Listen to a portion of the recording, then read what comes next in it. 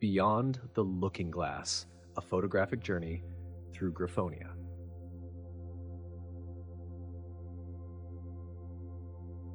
During my research into the Gryphiforms, I've come to the realization that this class, while undoubtedly the most famous on Gryphonia, is far from being alone in its domain. In this chapter, I'd like to delve into the world these creatures inhabit, shedding light on the diversity of life forms they share it with. These organisms are woven into a complex ecological tapestry, inherently interconnected and interdependent, unable to exist in isolation. At first glance, Gryphonia may bear semblance to our own world, and in another it emerges as something akin to the legends of our ancient past. Yet as always, the truth remains elusive until one takes the time to truly observe and comprehend. Much of what you encounter here might trigger a sense of familiarity for various reasons, and yet, concealed within are subtle deviations that render these entities uniquely distinct despite our innate desire to seek parallels in an alien environment. While striving to seek understanding is vital, we must also embrace the intrinsic uniqueness of this world.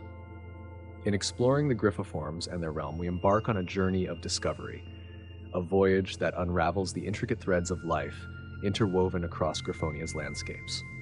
Draconium Arbor. The colossal Yggdrasil trees of the Avalonian savanna are a striking sight to behold. Resembling gigantic baobab trees with immense palm fronds sprouting from their branches, these towering giants command the landscape, ascending skyward until their uppermost branches caress the very clouds. Amidst the sun-scorched grasslands, these leafy canopies offer a welcome respite for aerial Gryphiforms, creating a refreshing oasis within the arid expanse. As passing clouds drift by, they condense upon the leaves, collecting within crevices and pockets nestled amidst the branches. Remarkably, these unique arboreal habitats shelter species that exist nowhere else on Gryphonia. Yggdrasil trees, one of the planet's most ancient tree species, have a storied history dating back to the early Draconian age. Strangely, these specimens grew even larger in antiquity, a phenomenon attributed to mana reinforcement aiding their colossal sizes. The individual trees themselves stand as some of the world's oldest living entities, with the largest among them having witnessed nearly 5 millennia pass by. Yet this longevity is not guaranteed. Should mana levels dwindle once more, the towering Yggdrasil may succumb to its own weight, leading to an ecological and historical catastrophe. Tetrarana brachiata. Entire ecosystems flourish within the branches of the Yggdrasil. Plants and small trees take root in the mulch created from the fallen leaves of their host. Shallow pools teem with the larvae of arthropods.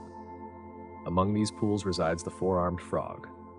These petite amphibians have inhabited the treetop mini-biomes for so long that distinct subspecies have developed within each tree. Laboratory experiments reveal that these subspecies can still interbreed despite their specialization. How they first arrived within the trees and their colonization of new ones remain enigmatic, perhaps destined to be among the mysteries beyond our comprehension.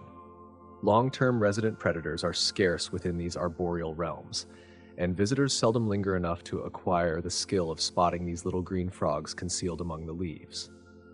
Consequently, the frogs possess few natural defenses. However, when directly confronted, they seem to adhere to the better make myself look big principle of self-defense.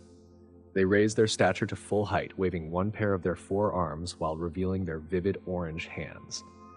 A startle from their aggressor is often enough for these frogs to spring away on their robust hind legs. Theracerus brachium giraffa.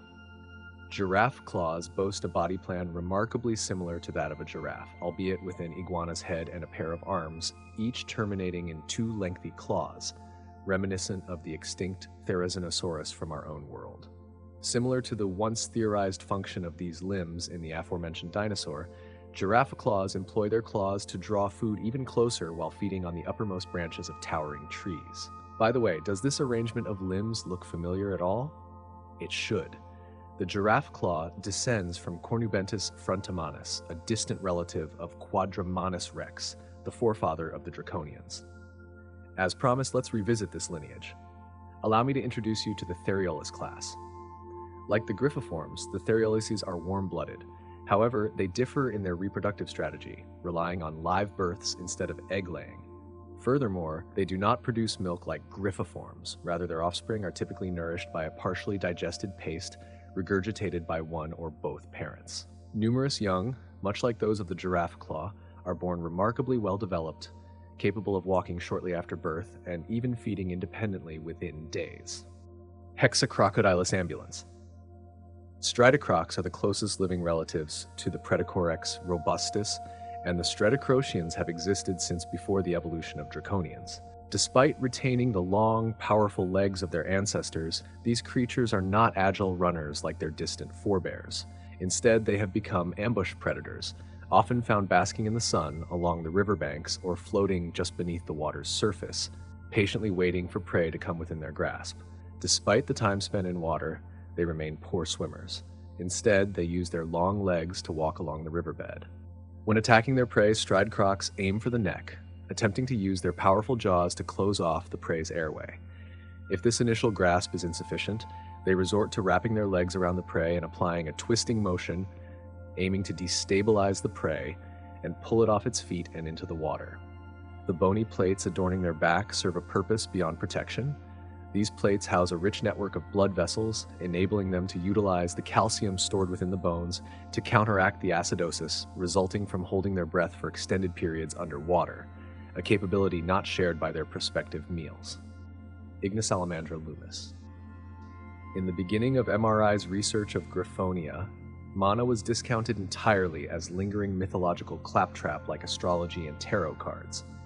It wasn't until encountering one unusual amphibian that they realized that there might be more to it than previously assumed. Draconians may have been the first to evolve a connection to mana, but they weren't the last. This unassuming black salamander is one of several to have independently evolved such a capacity.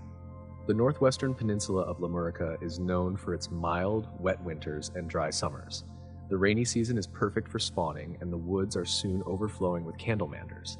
During the dry season, they hide out in the rotting leaves and organic detritus that builds up on the ground during the heavy rains.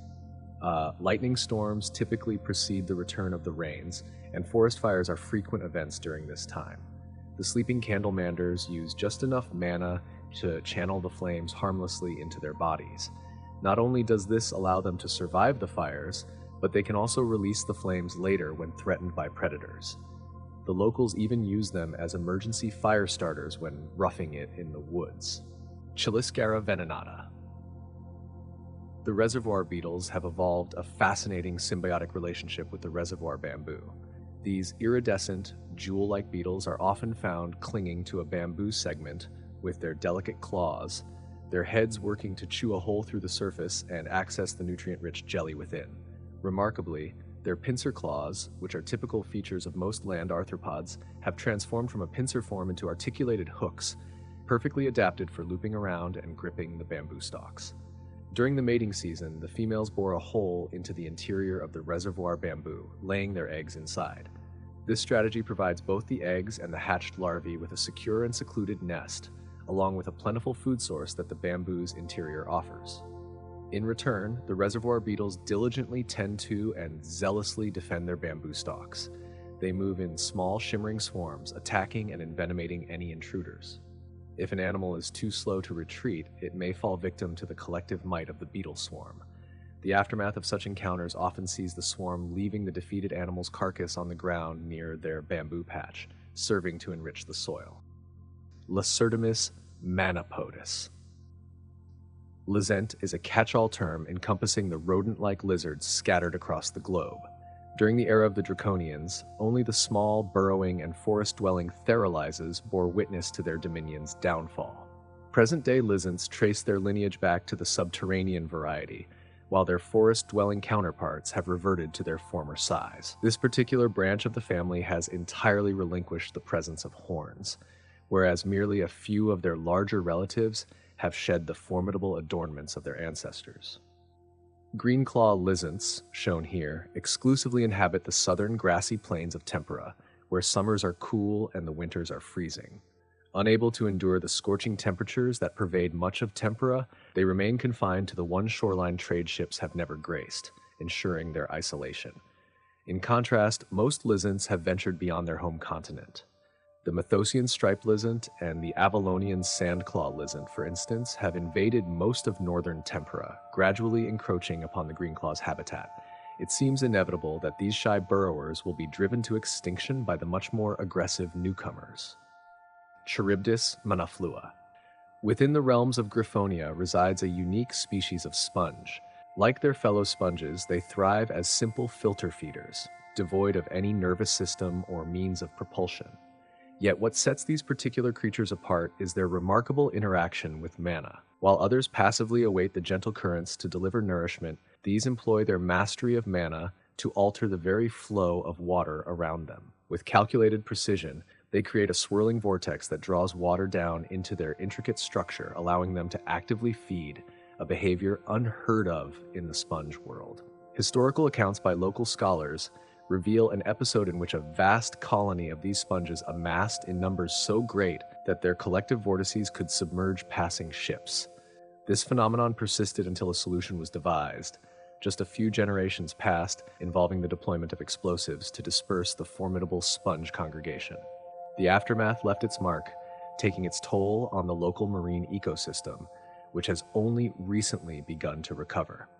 To commemorate this lost colony of sponges, the scientists at the MRI have affectionately bestowed upon them the name Charybdis.